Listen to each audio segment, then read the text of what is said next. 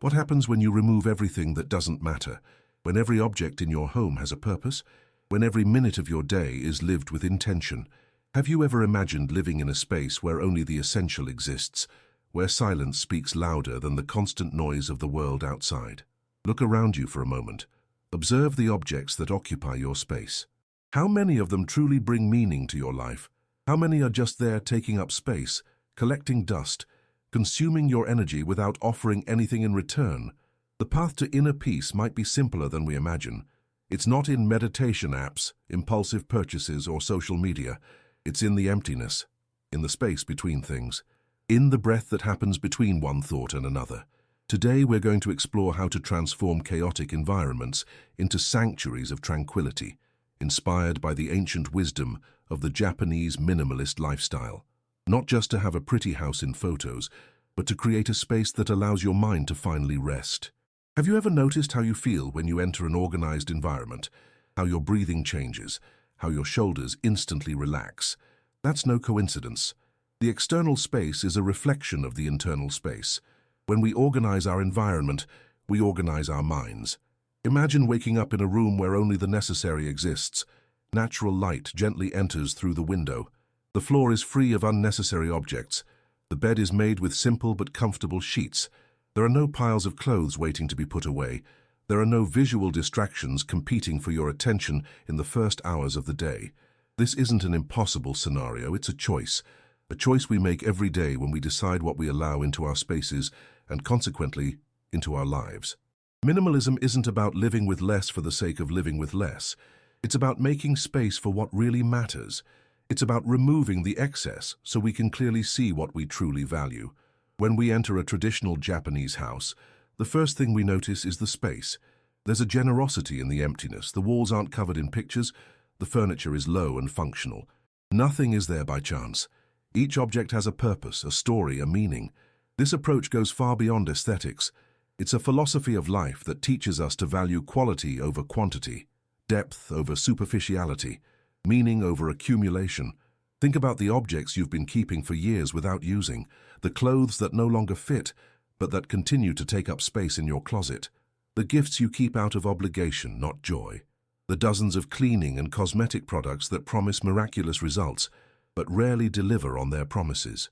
What would happen if you started questioning the presence of each of these items in your life?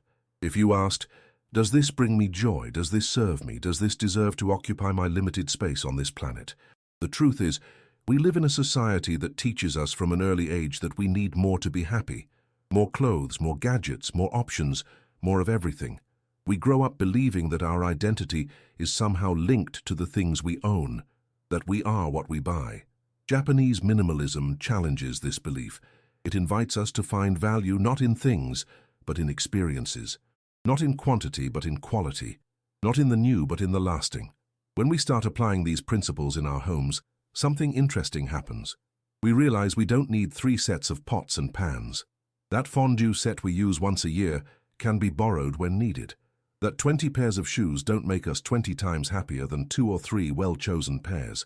And as we remove the excess, we begin to feel a weight lifted from our shoulders, a weight we didn't even know we were carrying, the weight of constant maintenance, of endless cleaning, of the exhausting decision of what to wear, what to cook, what to watch. In a closet with 100 options, choosing an outfit becomes a stressful task. In a closet with 10 carefully selected pieces, it's a simple and even pleasurable process. The same principle applies to our kitchen. How many utensils do we have that we rarely or never use? How many appliances promise to make our lives easier, but actually complicate our space? A minimalist kitchen isn't an empty kitchen. It's a kitchen where each item has a clear purpose and is used with regularity and gratitude. Think about what it would be like to prepare a meal in a space where you can easily find what you need, where the surfaces are free of unnecessary clutter, where there's space to chop, mix, create. Food preparation becomes a ritual instead of a chore, an opportunity to be present instead of just another item on your to-do list. And it's this presence that Japanese minimalism invites us to cultivate in all aspects of our lives, the ability to be fully in the present moment, not distracted by the excess around us. When our environment is overloaded, our mind is too. Every object in our field of vision, demands a little of our attention, even if we don't consciously realize it. It's like having dozens of tabs open in your computer browser. Even if we're not looking at them, they're consuming system resources. By simplifying our space, we free up mental resources that can be directed to what really matters. Our relationships, our personal projects, our inner growth. Imagine your bathroom. There are probably dozens of products that promise to improve your appearance in some way. Creams, lotions, treatments, makeup. The beauty industry thrives on making us believe that we need different products for every part of our body. But what if we went back to basics? A few quality products that really work. A simple routine that can be maintained without stress. A space that promotes calm instead of anxiety about all the things we should be doing to be acceptable. Simplicity frees us from this tyranny of should. It allows us to define our own standards instead of constantly chasing impossible ideals sold by advertising. And that freedom extends to all aspects of our lives. When we stop spending so much time, energy, and money on acquiring and maintaining things, we discover that we have more resources for what truly brings us lasting satisfaction. Maybe it's time to read that book that's been on your list for months, or to learn to play an instrument, or simply to sit in silence and appreciate the sunset. Simple activities that nourish our soul in a way that no purchase ever could. Japanese minimalism also teaches us about the beauty of imperfection. In a world obsessed with perfection, there's something deeply liberating in embracing the marks of time, the signs of use, the small imperfections that make each object unique. A wooden table that shows signs of use isn't less beautiful because of it. In fact, it tells a story. The small scratches are records of shared meals, of important conversations, of moments of creation.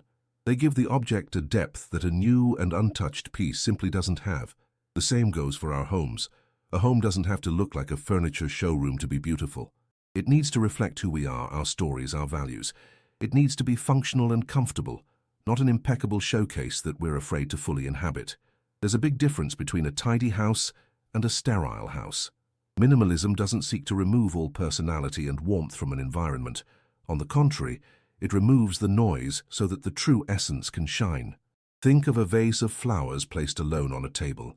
Its beauty can be fully appreciated because there's nothing competing for our attention.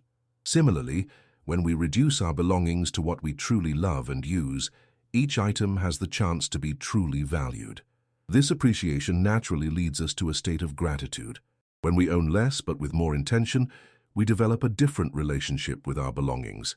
Instead of a constant cycle of desire, purchase, disappointment, and new desire, we experience satisfaction and contentment with what we already have. Imagine using a teacup made by a local artisan, feeling its unique texture in your hands, appreciating the small variations in the color of the glaze, knowing that there isn't another one exactly like it in the world. The tea drunk in that cup tastes different from that drunk in a disposable cup or a mass-produced mug, not because the liquid is different, but because our relationship with the experience has changed. We're present, we're mindful, we're connected with the moment in a way that we rarely experience in our fast-paced lives. And it's this connection that Japanese minimalism cultivates.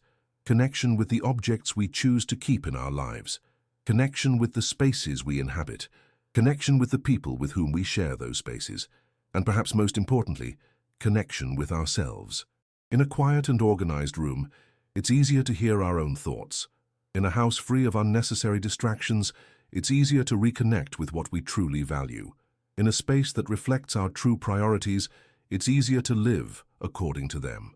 Think about traditional Japanese morning routines. There's no rush. Each action is performed with mindfulness. From the moment of waking up to the first sip of tea, there's a meditative quality in every movement. We don't need to wake up 3 hours earlier to incorporate this spirit into our own mornings. We can simply bring more awareness to the actions we already perform. Feel the warm water on your face while washing. Pay attention to the aroma of the coffee as it's being prepared. Notice the texture of the food during breakfast. Small changes that transform automatic moments into opportunities for connection and presence. And that presence naturally extends to our interactions with others. When we're not constantly distracted by our belongings, organizing them, cleaning them, worrying about them, we have more capacity to be truly present with the people in our lives. Imagine a living room with comfortable seating, but without the constant distraction of a television on. A space that invites real conversation, authentic connection. A place where silence isn't automatically filled with noise, but appreciated as a valuable part of human communication. Or a dining table free of electronic devices, where the shared meal becomes the focus. Where there's space to savor not only the food, but also the company. Japanese minimalism reminds us that the spaces between things are as important as the things themselves. The silence between words, the empty space in a room, the pause between one activity and another. These intervals aren't empty in the sense of being without value. On the contrary, they're full of potential. They're moments of breathing, of reflection, of simply being instead of constantly doing. In a world that values productivity above all else, this permission to pause is revolutionary. It's a reminder that we're not machines designed for continuous production. We're human beings who need time to process, to integrate, to simply exist. And it's in this space that we often find the answers we're looking for, the creative solutions, the profound insights, not when we're forcing or struggling, but when we allow there to be space for them to arise naturally. The same principle applies to our homes. When every inch is filled, there's no room for breathing, for movement, for possibilities. When we allow there to be unfilled areas, we create an environment that can evolve and adapt to our changing needs. An empty corner today can become a reading space tomorrow, or a place to practice yoga, or an area for a new hobby. The absence of pre-definition creates the freedom for the space to become what we need in the moment. This flexibility is one of the greatest gifts of minimalism. When we're not tied down to tons of belongings, we have more freedom to change, to evolve, to follow new paths. Think of the people who live in houses so full that they can barely move. How much energy is needed just to maintain that lifestyle? How much time is spent just managing things instead of living experiences? Now imagine the opposite, a house where you know and use everything you own, where cleaning is simple because there's no unnecessary clutter, where finding what you need takes seconds, not minutes or hours of frustrated searching. The difference isn't just aesthetic, it's a fundamental difference in the quality of life, in the amount of daily stress, in the ability to be present for what really matters. And this is perhaps the deepest lesson of Japanese minimalism, that true wealth isn't in owning much, but in deeply valuing what we already have. That true freedom doesn't come from having more options, but from making conscious choices that are aligned with our deepest values. How about starting today? Not with a drastic cleaning of your entire house, that can be overwhelming, but with a small space, a drawer, a shelf, a corner of the kitchen. Remove what no longer serves you. Organize what remains in a way that makes sense to you. Create space, physical and mental, for what really matters, and then observe how you feel, how your relationship with that small space changes, how your mind responds to the newfound order. This is just the beginning, the first step on a journey that can transform not only your home, but your inner life. A journey of external simplification that leads to internal clarity.